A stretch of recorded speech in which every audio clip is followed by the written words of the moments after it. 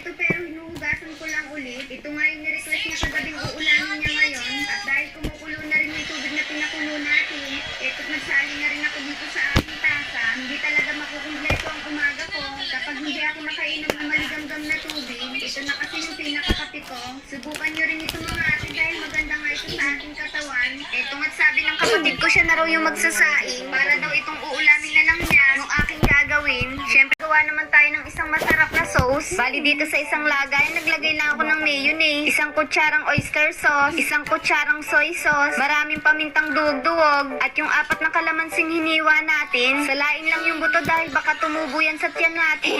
I-mix nga lang natin ito hanggang sa mag-mix-mix sila. At ayan, kita nyo naman, sauce pa lang, ulam na. Luto na nga rin itong pinirito nating tokwa. Gusto naming luto sa tokwa yung ganito lang, hindi siya sobrang toasted, kasi para sa amin pag toasted nawawala yung lasa.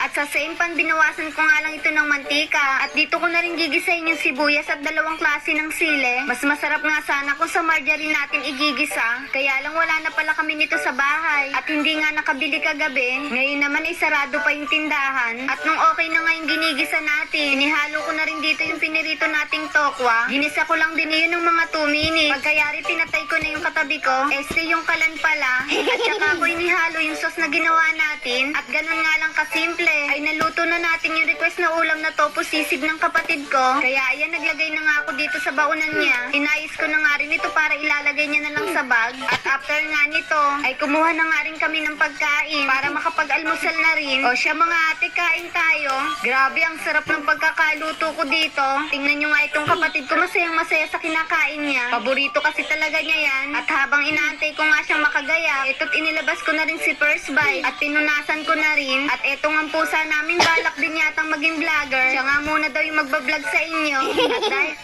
kagabi pa nga lang sinabi na sa akin ng kapatid ko kung ano yung gusto niyang bauning ulam. Kaya eto pagkagising ko, dumiretso na kagad ako dito sa rep namin para kuhanin nga yung lulutuing ulam na request ng kapatid ko. Abay wala na ngang hila-hilamos at mumug-mumog. Diretso na kagad dito sa kusina.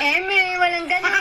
Bali, ang gusto nga niyang ulamin ngayon ay salted egg tofu. Kaya yan mga ate, pinagkukuha ko na nga dito yung mga ingredients na kakailanganin natin. Mabilis lang naman lutuin yung ulam na to. Napakasimple lang din pero ang sarap-sarap. Perfect ng pang-ulam at pwede ring pamulutan. Kaya sa may hilig tumaga dyan ay subukan nyo nga ito. Mas makakatipid pa kayo. Bali, ito nga mga ate, meron nga pala ako ditong 5 tokwa. Pagkatapos ay hiwain ko nga lang ito ng paganyan. Nasa sa inyong hiwa.